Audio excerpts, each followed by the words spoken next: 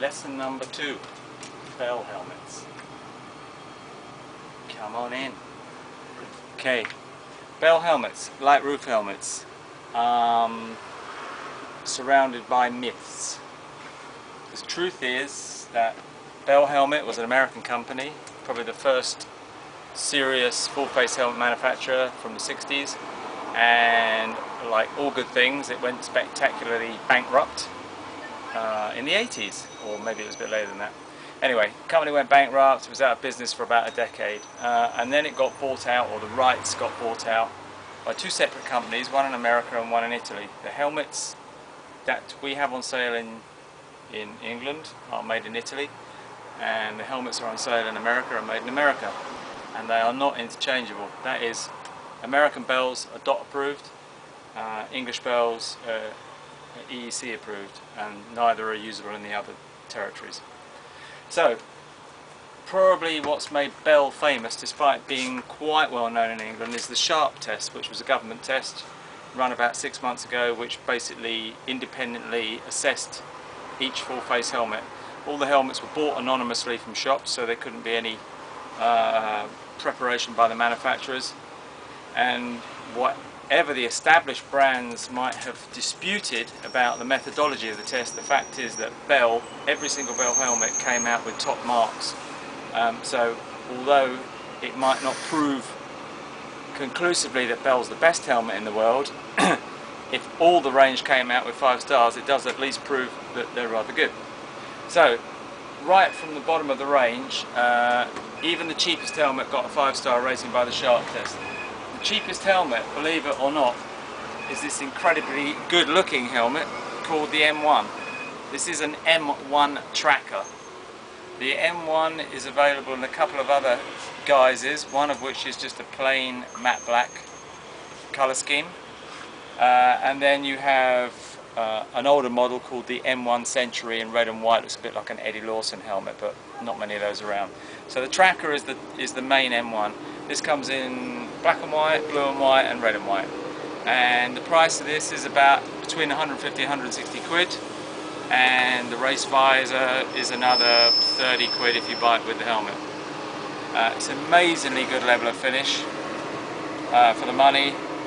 Everything obviously inside is detachable, the usual venting, sophistication, easily QD visor system. All I'd say about it is that the fit is quite Italian. In other words, there's not much forehead area in Latin helmets, so if you're used to a showy on our eye, you might find this area a little bit restrictive. Some people find it a fantastic fit, others don't, so it's the kind of helmet you need to try on. So that's the M1, available in the tracker version or matte black. Then the next helmet in the range, or the next full-face helmet, is the MX5. This is a plain MX5. It looks very similar to the tracker, but it's actually exactly the same shell-wise as the MX5 Daytona, which is the very well-known one with the stripe down the middle. So basically these are exactly the same helmet. They're made out of fiberglass aramid, which is an extremely lightweight version of fiberglass. And again, although the sizing of Bell is slightly larger than Japanese equivalents, the actual forehead area is slightly smaller, so it's good to try one on. These are fantastic fitting helmets though. The basic one, plain colour, I think you can get this in black or white, it's 250 quid. From our shop, about 295 retail I think. And the Daytonas, which come in, this is the new colour scheme, black and white. They come in white and red, and they come in a reversal of that colour, which is the Ducati red and white colour. And then an older version, which is the like the old JPS black and gold classic British race colours. So there are, and then there's black and orange as well. So you got, to recap, black and orange, black and gold, black and white, white and red and white. 5 colour schemes. These are, we sell these for $295. The normal retail is $325, and for $325 from the shop here you can get these with the tinted visor which is a lightweight tint. It's not very dark. It's about 30% tint. You can see it here on the carbon helmet. So it comes with this race visor if you buy it from Gorgeous Bikes, and you can tell it's a genuine visor because it's got the Bell insignia on the bottom of the visor. If you buy them off the net, very often they don't have that insignia because they're not genuine Bell visors. These are 3.2mm thick and they're like bulletproof. The visors are also very highly rated in the test for their anti-fog properties. So, to recap, the Daytona is available for 325 quid with a black visor, a clear visor, and the race kit bag which it comes with, which is like a very good quality canvas bag with an Allen key, a chin guard and a breath guard. I'll just show you one of those. That's the bag it comes with, not just cheap old shoddy quality. This actually has doubled as my hand luggage in not a few transatlantic planes. Anyway, that's the Daytona.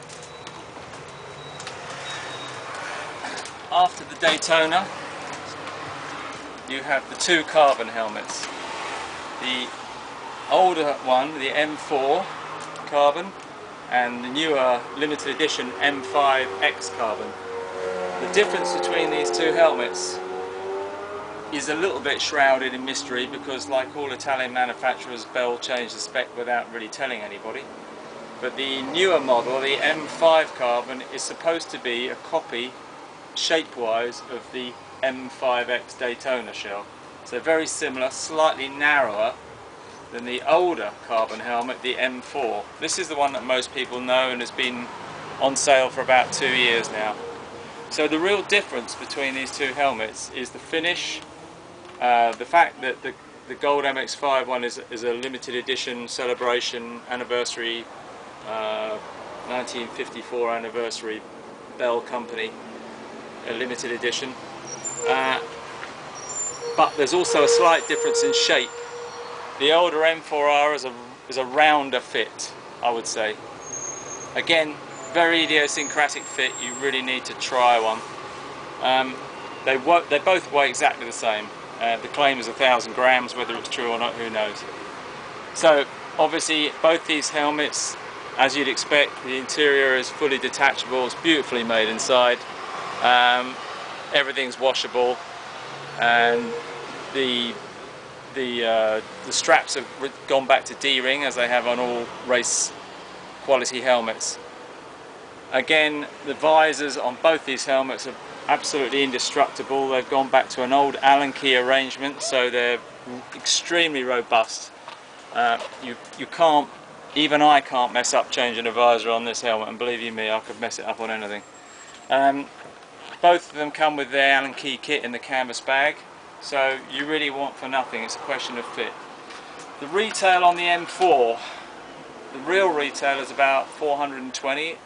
And the visor is supposed to be another 50, which makes 475. We do it here for 375, which is the black visor, clear visor and the kit bag.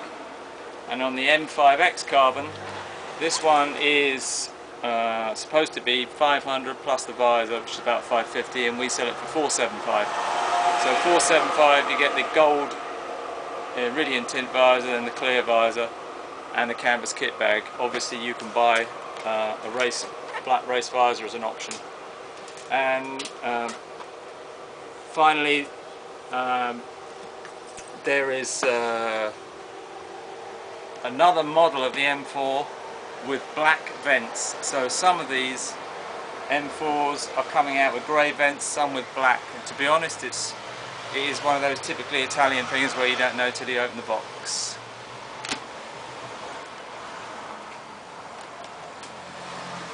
Thank you very much for your attention.